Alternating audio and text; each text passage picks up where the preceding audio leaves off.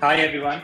So this is the second episode of Web3 Ninjas, an initiative by ImmuneBytes to talk about Web3 security in a whole and try to spread awareness about how we can take security measures to ensure that any projects that we are investing in is secure enough. My name is Aabhas and I'm the founder and CEO of ImmuneBytes. And I have Zarir with me on this second episode. Hi Zarir, how are you? Hey Vas, I'm great. I'm good. How about you?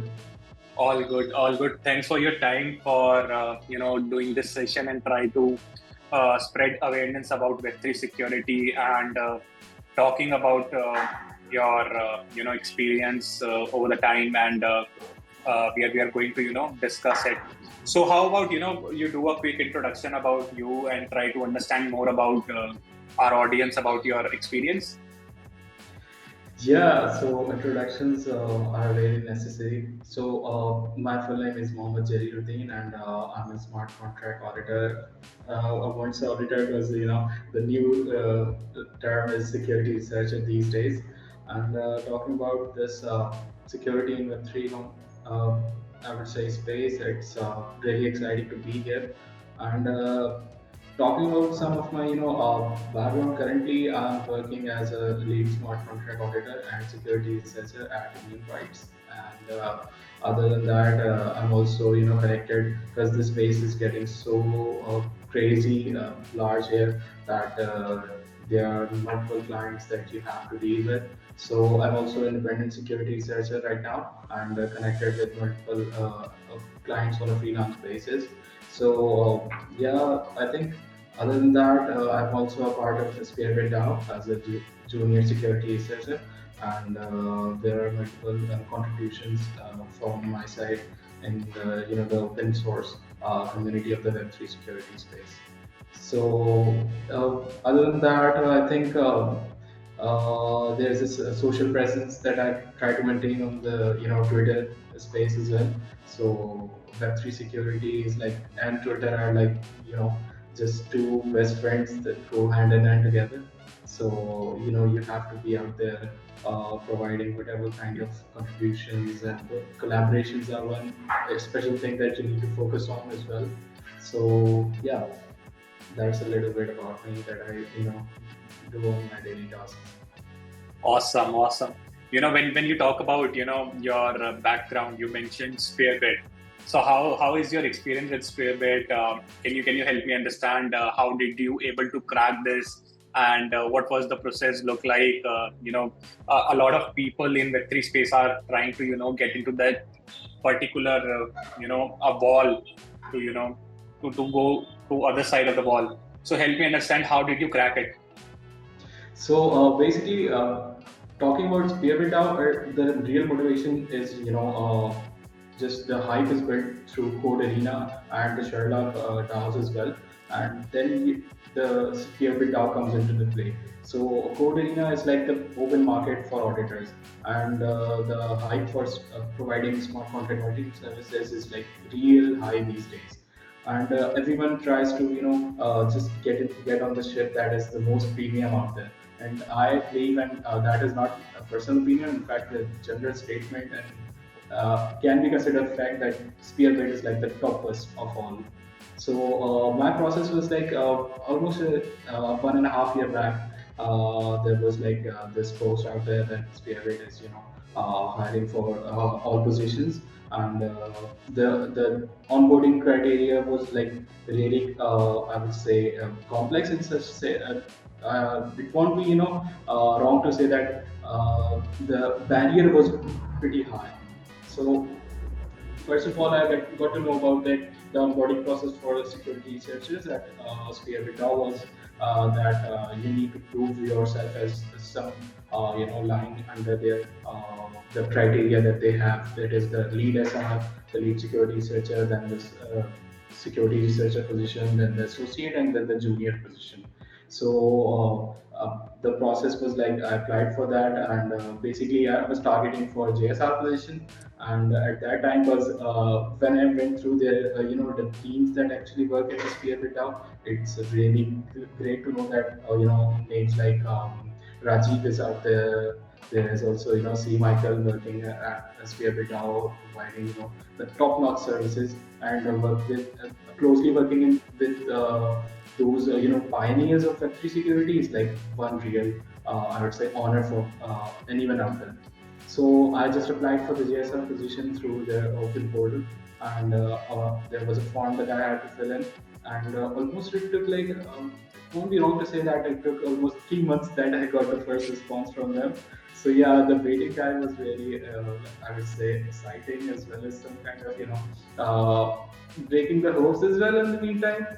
So yeah, almost 3 months later, I got the first initial response from their HR team and the admin that actually manages this Discord server. Because there is also a thing that you can find the Spearbit DAO's Discord server Right. anywhere on the internet. So yeah, that is a fact when I actually got into their server. It was really nice to see, a real close group of experts and top-notch security researchers out there working and collaborating on very high-end protocols, and securing them, and not only providing the services but actually learning and educating the JSRs in like really premium style. So another 3 months went by when I got the the technical first screening test, I would say, and it was a fairly basic one. But then the next test was really hard one, as I got to apply for the test, and there was a CTF that I had to create, break in and. Just find the exploit there. I won't release the details, but I'll be, it's a Right, right. disclaimer. I totally that you understand. need to follow. I think this would be good to enough to understand your experience with the Spearbit DAO. It's totally understandable. Perfect. So we are talking about Web3 security. You mentioned that you are a smart contract auditor slash a Web3 security auditor. So help me understand. Uh, why did you start your journey with Web3 security? What was the motivation behind it? So, almost 2 years back from this day here in September, yeah, it's actually also a right time to get into this podcast as well. Because almost 2 years back, I had this interview with, a local farm here in Pakistan, where I'm currently based. And it was like the time was I was in my final year of graduation. I was doing my bachelor's of software engineering, and the interview was like there is this intern position here at Block Apex, and they are looking for some security person. And when you hear about security, you just directly switch to cyber security. But when I got here, I got to know that there is a new field out there that we need to explore, and on the way we need to learn all our skills, because there was no formal criterion to judge what a smart contract auditor is at that point. And it won't be wrong to say that there is still doesn't exist a solid criterion or some degree program that actually addresses this kind of field, that you can just go and out there and just say that you are a smart contract auditor and people will start believing you. So it all started with an internship, and at that position, I really got to learn about what are the like pros and cons of this position, and there was no actual thing to grab all the education from and just get the knowledge from the experts. In fact, it was already in a bootstrapping position. Right. It won't be wrong to say, because just after I joined Block Apex in September of 2021, uh, 1 month after that, Securium launched. So it was really exciting to know that Securium was like the first race was also happening at that point.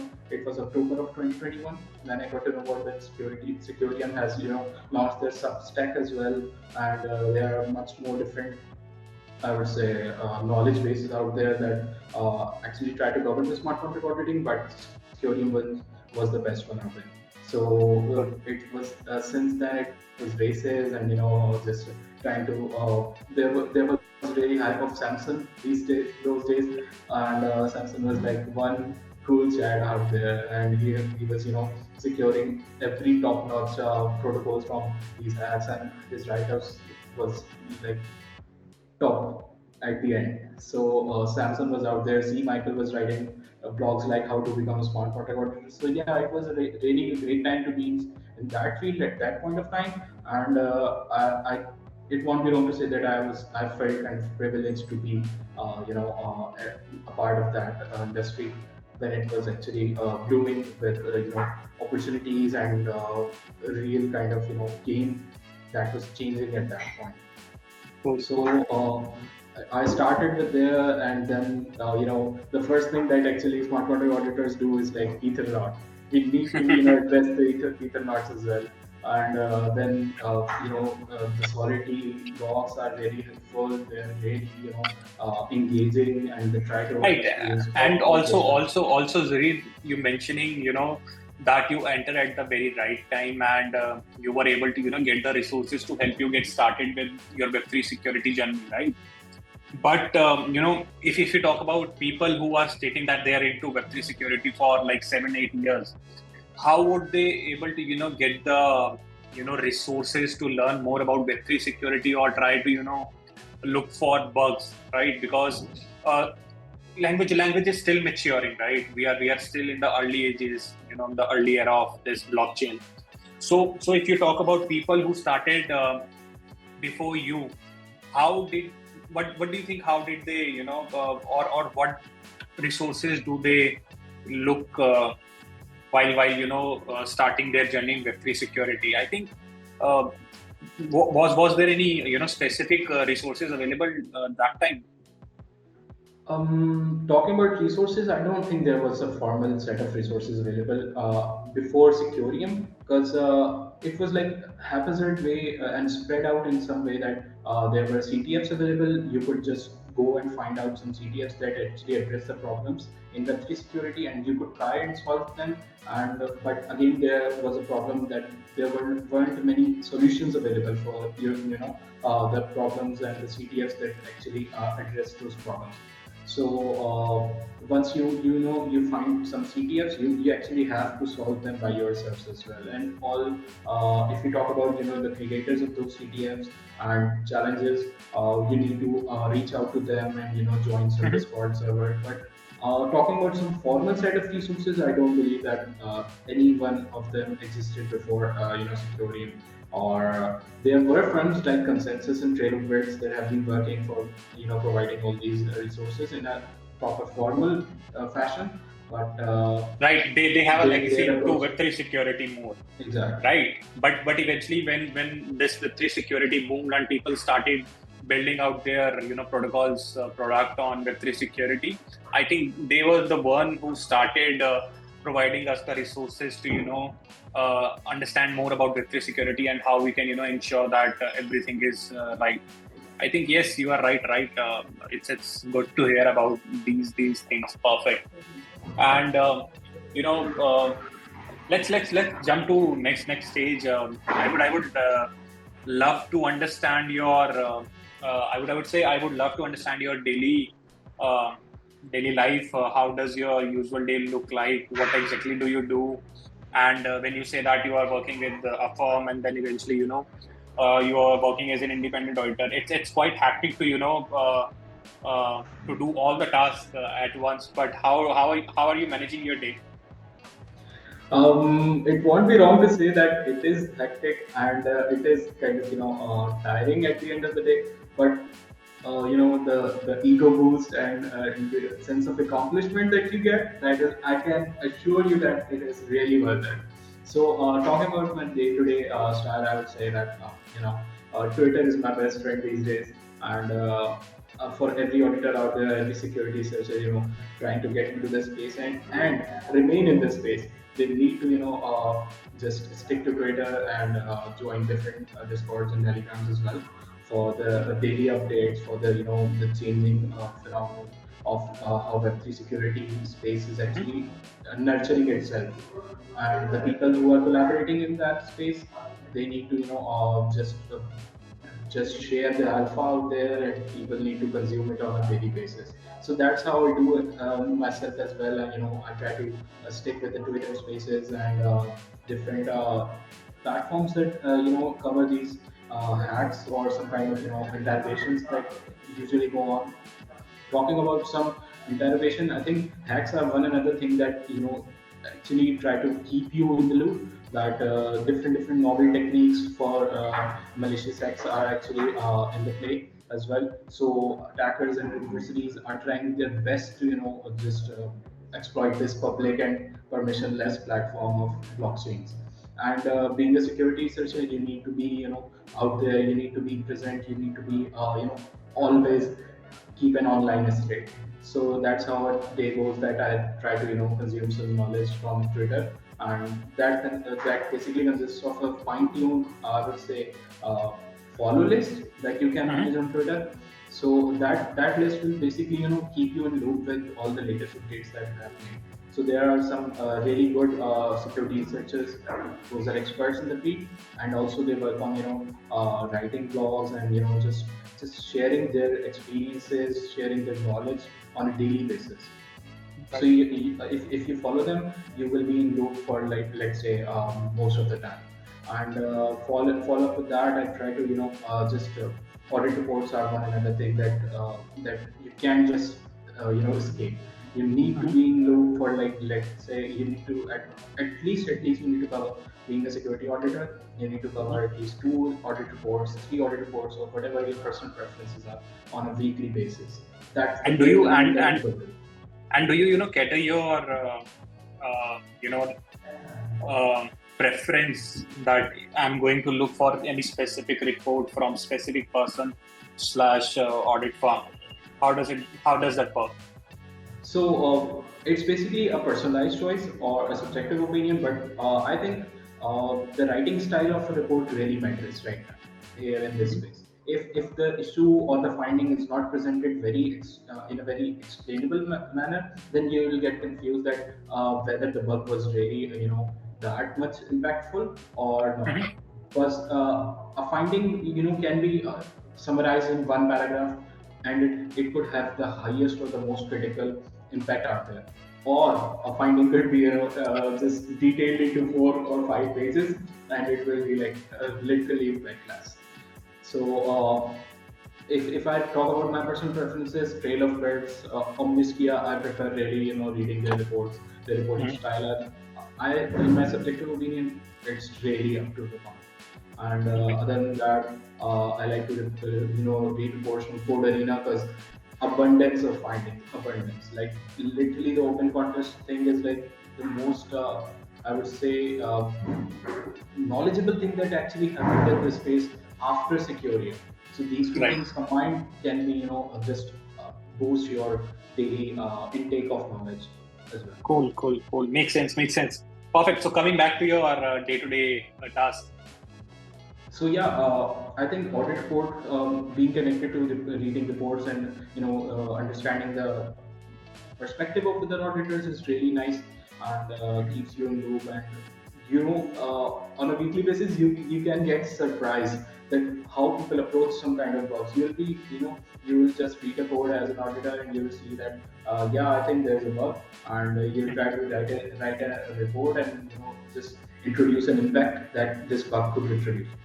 But you could read a same report or another report for the same bug, and you'll be surprised at how different or how unique a perspective another auditor could take.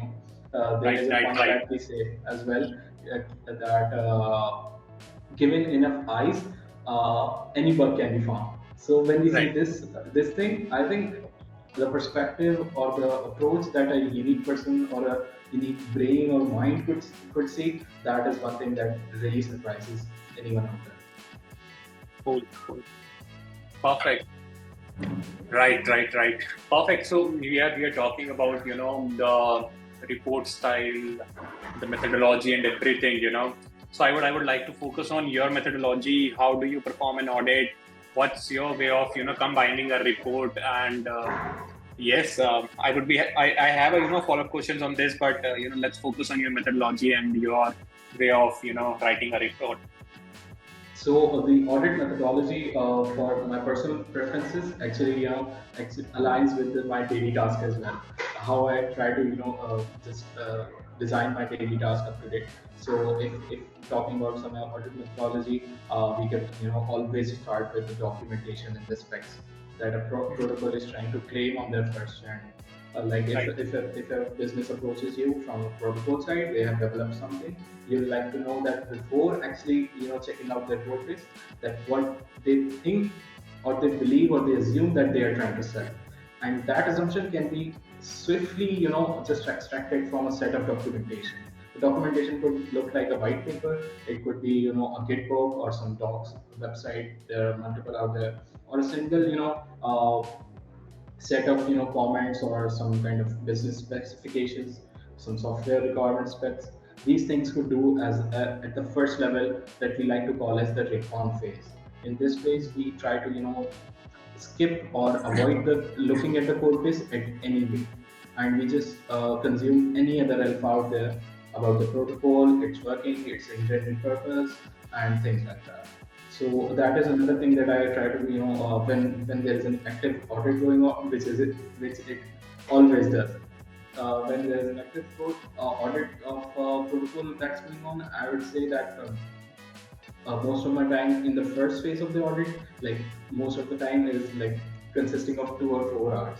So I try to just scan the docs and try to make notes of myself for the protocol, that how I approach this audit, and how I think this protocol should work in its entirety. And following that, I think that basically is my I would say the second half that I actually try to work on this stuff. You have some fresh perspective from audit reports and some other people's idea, and then when you try to translate that with your actual task of performing a smart contract code review, that is the perfect time. Let's say the second half of the day, starting from the afternoon till late evening. So that's how my actual audit task gets accomplished on a day-to-day basis as well. Right. So, but just in case, if the client or the project does not provide you any sort of documentation, how do you plan your recon phase? that is a real worrisome phase that we go through. In an absence of a documentation, the next thing is we are forced to look at a code base. We actually claim to provide service that that your code in our perspective is kind of secure. When we say secured, it doesn't necessarily mean that it is bug free, but we can say that the security is ensured for that piece of code if it runs in XYZ blockchain. Right. Because we claim if we claim that this code is secure, then we need to look at it in some perspective, that starting from different kind of testing and different kinds of code review methodologies that I personally and my team follows here, as well. So these methodologies define what kind of security you can ensure. If I just just focus on automated testing, then I can ensure that the protocol is basically trying to accomplish something. And I being a security researcher can say that the low-hanging fruits, if we talk about them, are actually captured through this automated testing. There is a YouTuber out there as well as a real expert security researcher known as Patrick Alpha. So Patrick Alpha Collins says that automated testing is like fast testing, and fast testing means you get the result in a jiffy. If you try to just scan the code base, you should use these automated tools. They will just provide the fastest of the outcomes. But if you talk about the next phase of the audit, that is branching out from manual code reviews to the slow test cases, then the audit methodology can be swiftly divided. So for some of my fellow auditors, I have seen that the audit methodology spans on the manual code review, while for some they like to write in variants and use the slow test according to the Patrick Alpha C.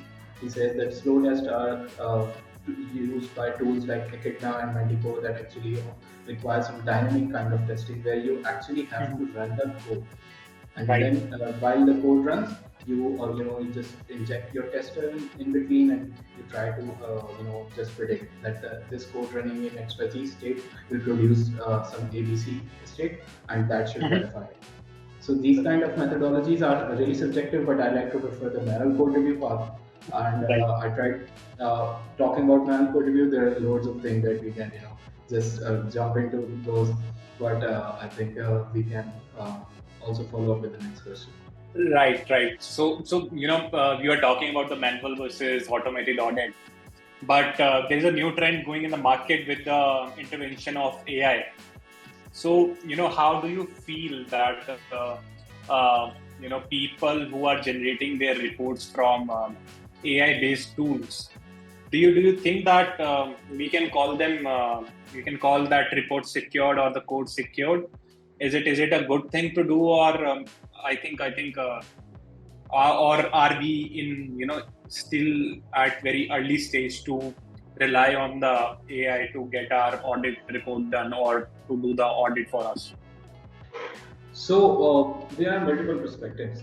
The first is that, as Patrick Alpasi says again, that an audit is not a guarantee that your code is bug free. If a Right. protocol invest months and months in just in auditing their protocol and auditing their code, it cannot still ensure that the code is bug free, because any updates to, let's say, a language as simple as quality update could mess up the things and assumptions in a larger scale. Right.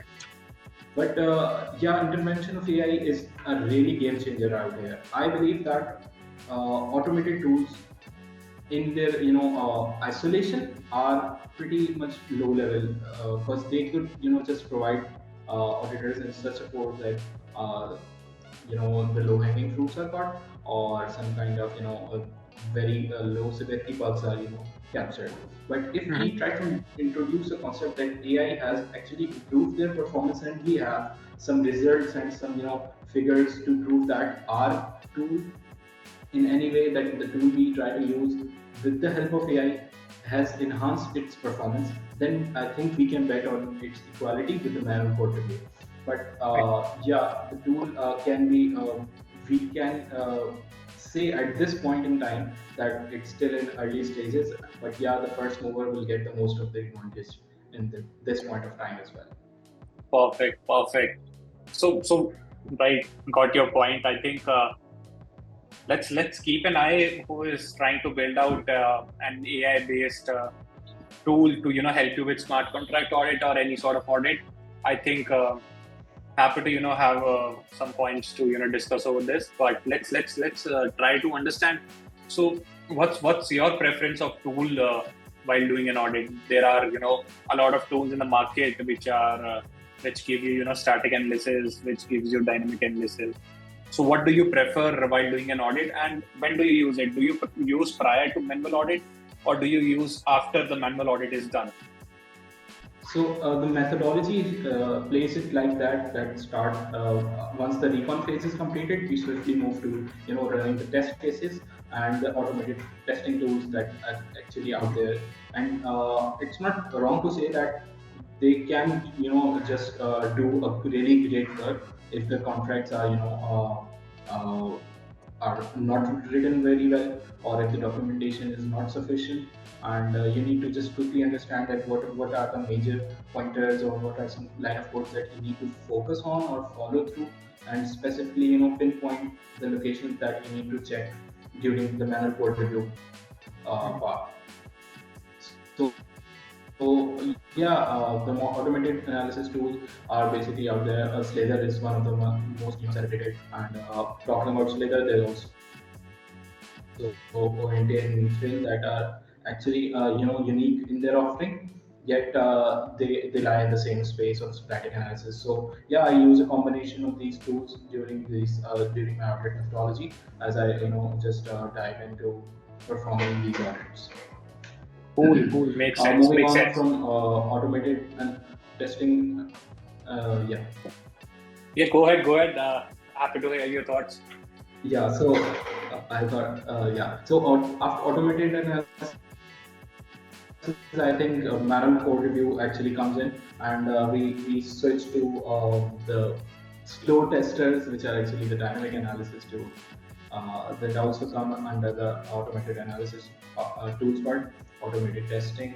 And with those dynamic analysis tool, we try to achieve a level of surety or a level of security that giving some kind of presumptions for any protocol, and on a formal level using introducing maths to the testing criteria.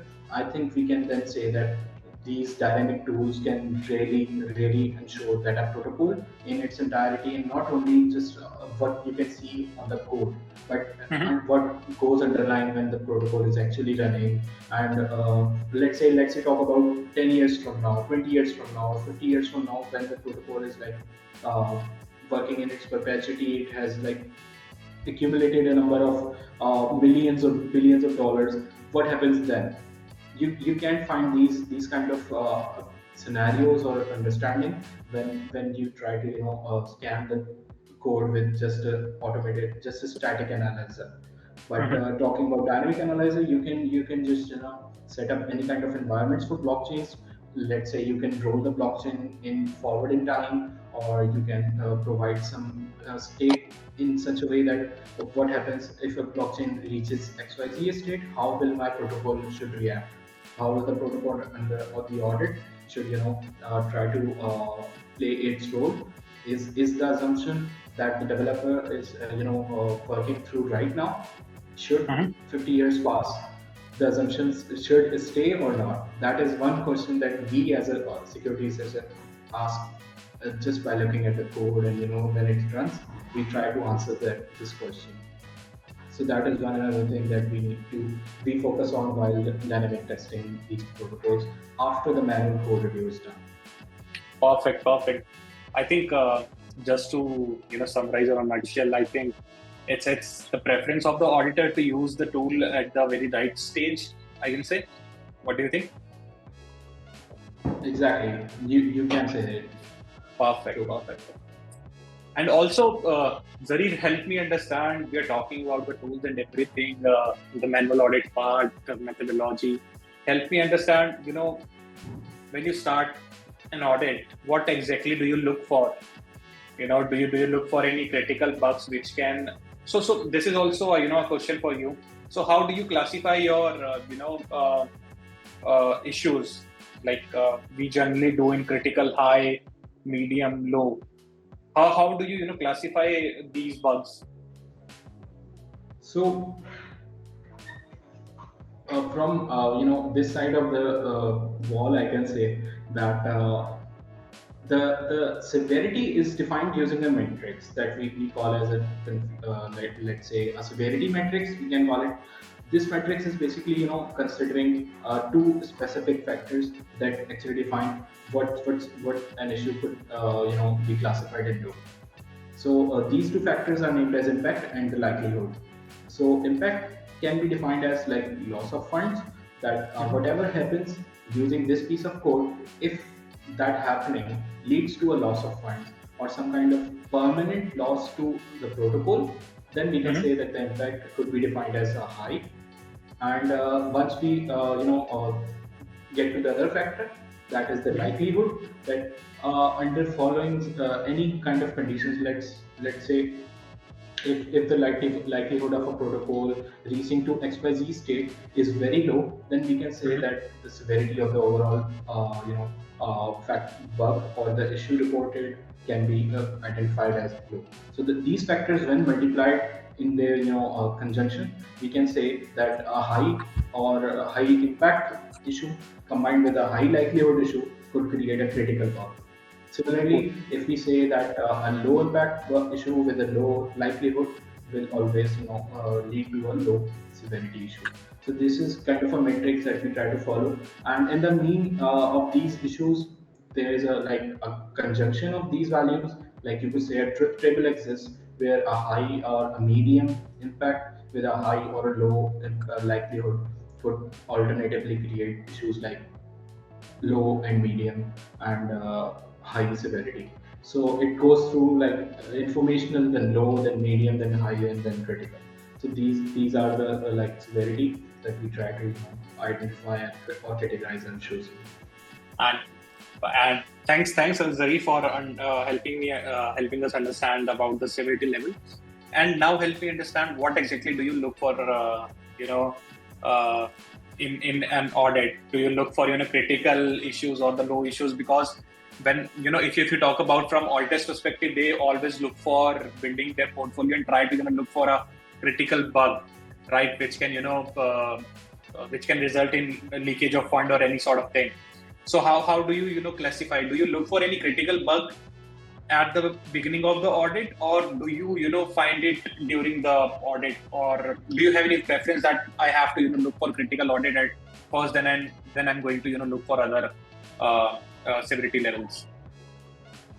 So I try to follow the theory of the GigaChat Samson here.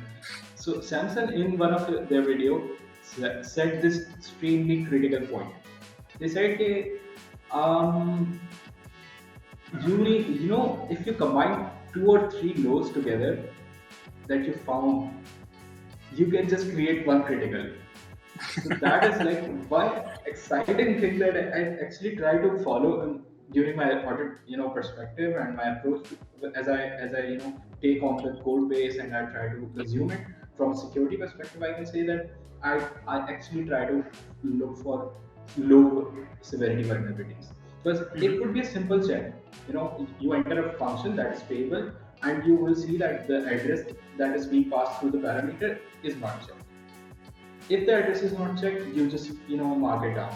But that function calls another second or third function that checks for another, let's say, parameter that the price or the amount of tokens should be XYZ, but that check is not placed on the second or third function. You combine these kind of 2 rows and you get to a critical. So I think it's a pretty straightforward way to approach the code, and I'm satisfied with this approach because I have found it really, really successful in my case. Leading to different criticals and high as we have reported, and the impacts are really high in this case. In the individuality of one issue, I can't say the impact would be higher than you should not allow this kind of address to just call your function.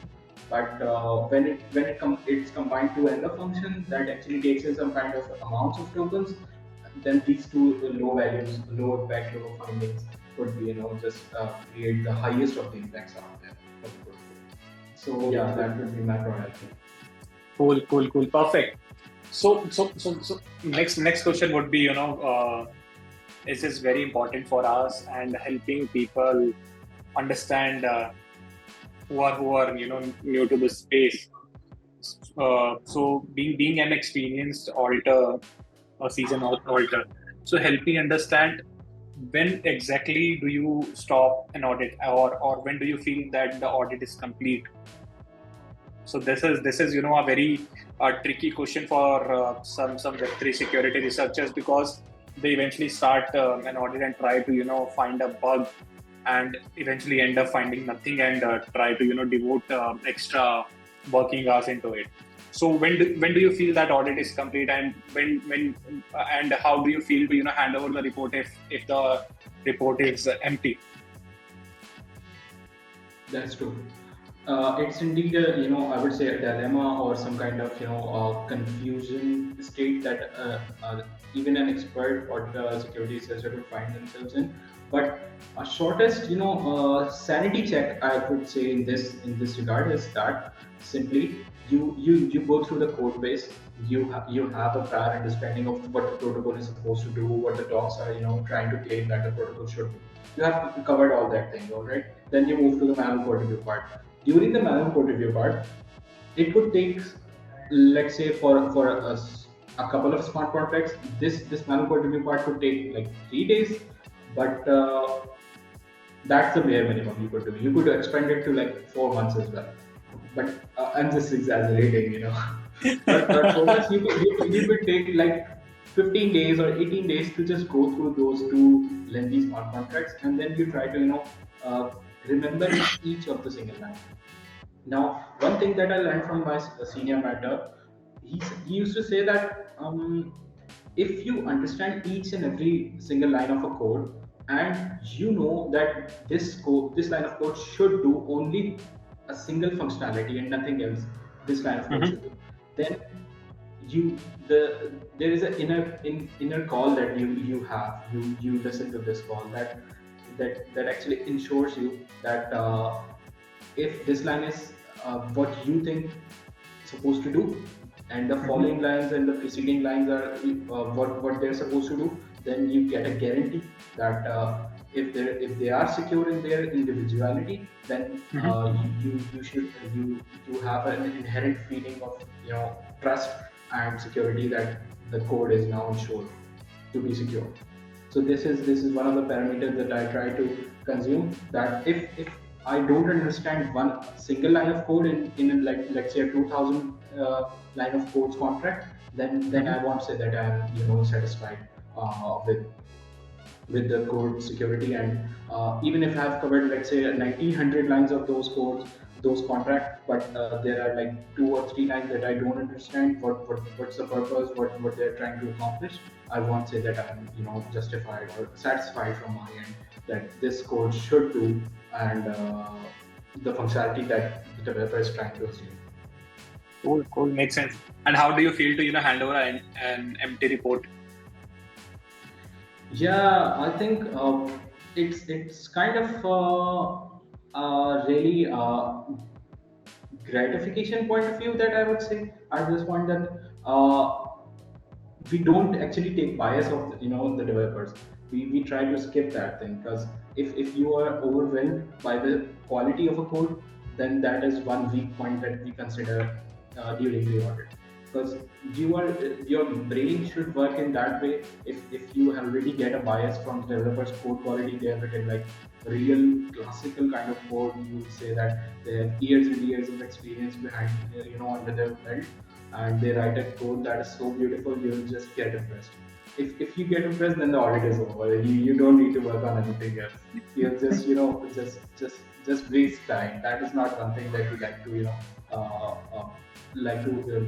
follow through and just stick to it. So I would say the if there's an empty code, we just say that all the functionality we have gone Mm-hmm. through, we have gone each single line of code through the contract, and we now believe that the code is supposed to do what the documentation says. So Cool. there is like the least amount of inconsistency between the documentation, the assumption of the developer, and what actually the code is supposed to do. Cool, cool. Got it, got it. Makes sense, makes sense. Right. So let's try to get some perspective of you as a security researcher from a business point of view. So how would you ask your client, or how would you approach the client to get prepared for an audit, or what do you expect from client side to deliver it to you, so that you can have all the things and reduce the back and forth during the audit, and you can just focus on the audit itself.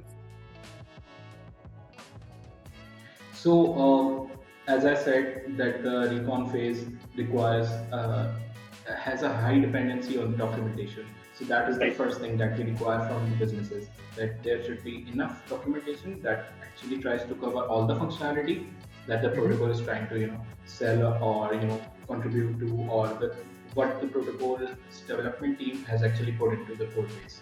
So Cool. the documentation should cover these aspects of the protocol. Secondly, I think that once the code is written, the most important thing a protocol or a business or a client could do or ask their development team is to write enough testing case. Test suite is like one piece of heaven that would actually on real ground benefit security researchers as they try to perform their audits. Right. And also, Zari, when you talk about the test cases, I think there is a lot of debate going on in the market that some there are two teams. Some talk about that writing test cases is an auditor's job, and some talk that it's a developer job. So can you help me understand if it's a when you are asking for a test cases, how would you actually define it, and how would you look for test cases from the dev side of team? So, talking about test cases, I think a testing suite is a really necessary piece of code that actually validates the code at the first or the most initial steps. If a developer has created or developed or built some functionality, they must be sure on their side as well, from the development side, that the code is working. It's actually at least executing the happy cases that it is supposed to do. It's not about on a bare minimum we can't say that why is the protocol not, why is the code not securing itself from these kind of attack. It's not about that. That could be considered as a security auditor's like job to ensure that the code does not execute some malicious actions. But for a development side, I could just guarantee it that a happy testing suite or enough coverage that is covered through these testing cases, that the functionality actually works as expected or as assumed by the development team. That could be ensured from a simple test suite from the development side. And also, the client also run behind the timeline of an audit. When if they are able to provide us the healthy test cases, does that reduce the turnaround time as well?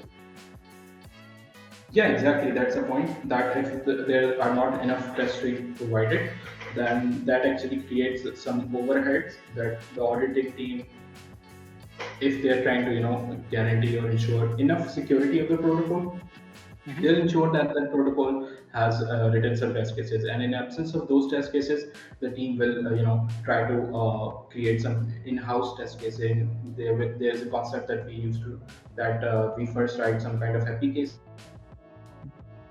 some issue trackers, some test case trackers as well. And these test case tracker actually try to stick us with the idea that the protocol is performing at least performing its intended functionality. And once we move up with that, we try to introduce some edge cases, some cases that are not just coming out of the box, but like are super rare, or like they could be some very different or some very uh, born through threat modeling. I can say that if we try to map out or just pinpoint some attack factors, this thing could be generated from a threat modeling of the protocol, and then the outcome of this threat modeling could be a test suite. Now, how to implement this test suite? It's a subjective choice for the client or the auditing team and the business. It's a business decision, I would say. That if it is preferred, then the development team should set up their own testing frameworks and try to write their own the test cases that are provided by the audit team. Or if it is decided, then the audit team should create their in-house testing suite and try to test the protocol from that angle. Cool. Makes sense. Perfect. So my next question would be, what are some common bugs / scenarios that you specifically look for? Are there any common bugs that you encounter in every audit? And the follow-up question would be, what type of audit / protocol is most challenging for you to, to pass an audit or do an audit? So the most common bugs I would say is like we try to follow the SWC, that is the weakness category and classification for smart contracts. And other than that, there's also the Aabhas top 10 smart contract list that actually enlists all the weaknesses that should be checked for inside the contracts. And expanding upon that question, I would say that there is a design choice that we try to introduce into development teams. That there is a concept of solidity design patterns, specifically talking about the EVM smart contracts that the development teams should incorporate in their development life cycles.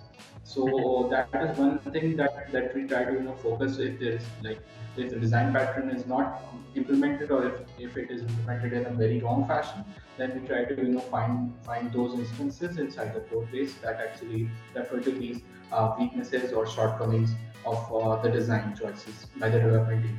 Then we try to pinpoint or report these as design failures in the protocol. and we recommend them that they actually work on this choice of theirs, and supply it with this this fairly simple list of solidity weaknesses like reentrancy or some kind of price manipulation attacks on access or some front running, that if we can, we can just recommend them that they update their code with fixes supplied. So these are one of the few common things that we try to look for during the audits. And talking about, could you remind me the Right, second right, question? right. So what type of protocol do you feel that it's most challenging for to perform an audit for? Yeah, so I started with fairly basic, the ERC20 tokens. That is journey of the smart contract auditor from the start. Then we moved to some NFT, and then Right. expand Before sorry, marketplaces. sorry to cut you down, Zarir. So when you mentioned that ERC20 token, so we'll take that question later. But help me understand. Do you feel that ERC20 tokens still need an audit because there are standard libraries that are imported into the contract? Do you still feel that the audit of a token is still necessary? I think audit is uh, the That's a last tricky line one, of no? defense. Yeah, indeed it is. So so I so would so say help. at this point, Yes, go yeah, ahead. an audit is the last line of defense. If the development team has decided that they are trying, that they will try to come with something that is very different from the rest of the market, then Mhm. they could do anything with the code. If the code violates from what the standard or best practices in the industry are, then Mhm. there is definite need of an audit, I would say. And if there there was a concept of introducing backdoors to these kind of fairly basic tokens. Yet those backdoors were so much disastrous to the entire protocol that a simple audit could capture those backdoors. So yeah, Cool. I think there will always be a need for an audit for a token that is as simple as an ERC20. Perfect. Makes sense. Makes sense. So let's come back to the point. What type of protocol do you feel that is most challenging for an audit? So, talking about protocols, I think currently the idea of DEXs and aggregators is one thing that is really touching its boundaries. It's expanding to new horizons, and on a daily basis, or I would say at regular intervals, we see different protocols trying to achieve the same concept of aggregation of these routing to different DEXs. That is one thing that is really challenging for me at this point of time, I would say, because the experience is based on auditing only how DEXs work, or if we expand to that, then there is the concept of router protocols or some bridges. But aggregations is like a combination of all these three. You decide, you first fetch price from a different protocol. You try to then guess what the price would be as token tries to get sold to a different DEX, and then fetch these based on fetching those prices. You try to bridge those tokens through a router. So these kind of combinations are like, in my current capacity, I would say this brings a real challenge for me, and I try to take it head on. Cool. Makes sense. Makes sense. Perfect. So before jumping to the last section of concluding this session, I would like to understand from client's perspective, when people or project try to fork a project, let's say if they are forking the code base from Aave V3 or any version, do they still require any sort of audit, or they can just use the code right away for the mainnet deployment? I think forking can be categorized in different instances. If there is an exact replica of the fork, Mhm. then I don't think there is much needed until unless there is like upgrading. Like the exact replica should contain the exact solidity versions as well.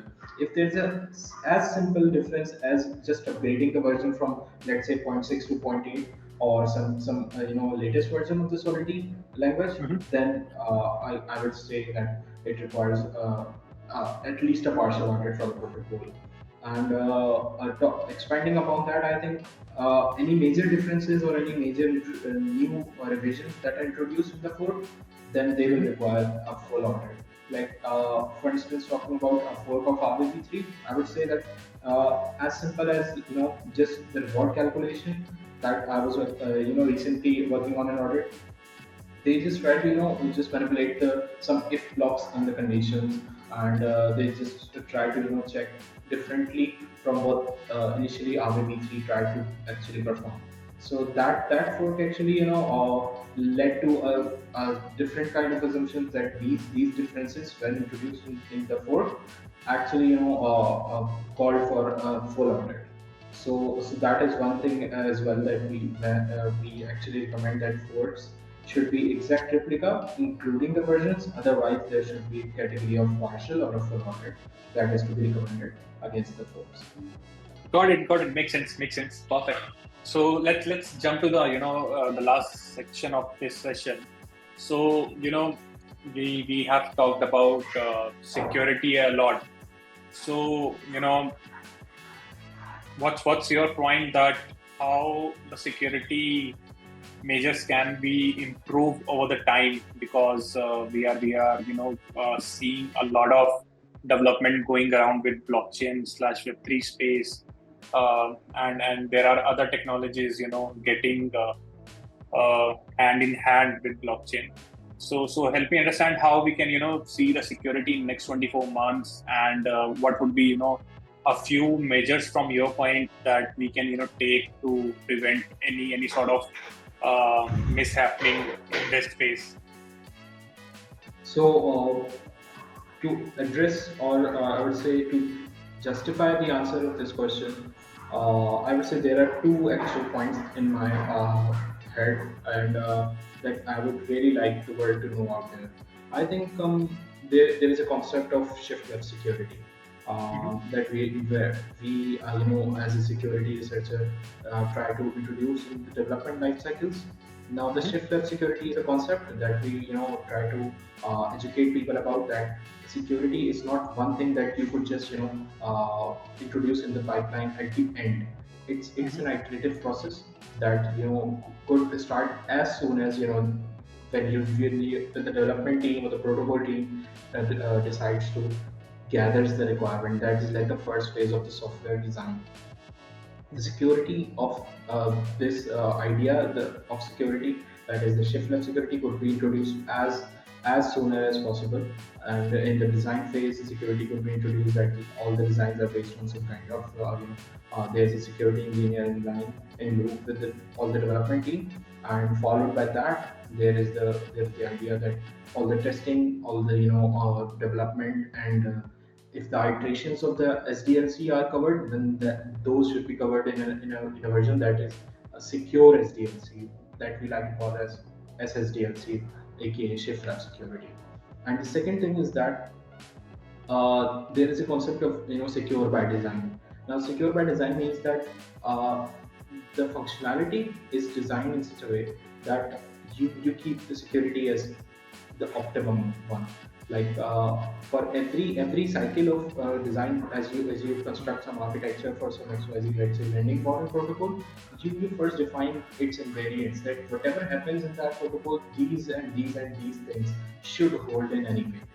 Now, when you say those words that an invariant must hold, then the designer of the protocol must be intelligent, or an adversarial mindset. With an adversarial mindset, they could extract the results that these invariants should be designed, and the rest of the protocol should be designed following these invariants. If the invariants hold for each of the functionality, then the protocol is secure by design. Those are the two approaches that we need to share out in the world, and we need to share out in development communities, the protocols that are planning to develop on different scales, either Right. be as simple as an NFT marketplace or as huge as, like let's say, Uniswap before. Perfect. Perfect. Makes sense. Makes sense. Perfect. Just before we conclude this session, any tips for people who are getting started with Web3 security or switching their career to Web2 to Web3? Do you feel that the transition to Web2 to Web3 is going to help them? And yes, I would be happy to hear some thoughts how they can get into Yeah, Web3 security. exactly.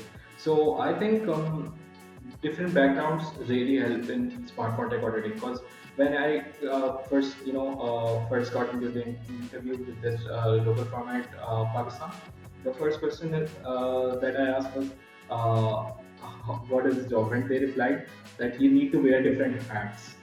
So that was the first idea that I got from smart contract auditing. That one time for once, let's say you are a white hat security researcher, trying to fend off different attacks, and then at the same time you are an attacker trying to penetrate inside the protocol, and then you are a designer of protocol, you are just designing it, and then you are a security engineer of the same protocol trying to provide some assistance to the white hat hacker. Now these kind of different hacks actually build up an idea that what should we focus during as we proceed through this. So a tip for beginners is that background could help. Now backgrounds could be from one of the three things that I would like to mention here are, let's say if you're a Web2 developer, then you have a solid understanding of how systems should work, how systems are designed, how systems are implemented. This is the one thing that you could just with this prerequisite knowledge, you could directly switch into Web3 security. Another background is like software quality assurance. They know how to test a protocol. They a QA engineer, if they have the I would say optimal capabilities, they will know that how to test a protocol in such a way that the protocol just tries in pain. It says that you have defeated me. The QA engineers know how to defeat a protocol. And finally, it's like the most I would say suitable is the Web2 security engineer, that is the penetration tester and cyber security engineer. We also call them as ethical hackers. So these are the three roles that could swiftly, with their prior experience, these roles could just dive into Web3 security and try to explore it. And with the minimum of time, they will be of most contribution, and I would say bring more benefit to the entire Web3 security space. Perfect. Makes sense. Thanks for these tips, Zarir. I think that was quite a session talking about your experience, the future goals, and everything, and how we are going to see the security in coming years. But and also love to hear about your methodology, the tools that you're using. Hopefully, we would be able to conduct a session where we can do a live auditing to help newbies to learn more about Web3 security. So yes, Zarir, thanks for this session and taking your time for spreading awareness about Web3 security. It was lovely chatting with you. Same thing, Abbas. It was a pleasure being here at your podcast, and I think whatever I say, the people don't judge me on that, but because it's a fairly subjective view from my angle, and I would love to contribute or collaborate on any basis in the industry. Perfect. Thank you, Zarir, so much. Perfect. Thank you, everyone, for watching this video, and I'll be back with next video with new security auditor. Signing off until next time. Perfect. Bye.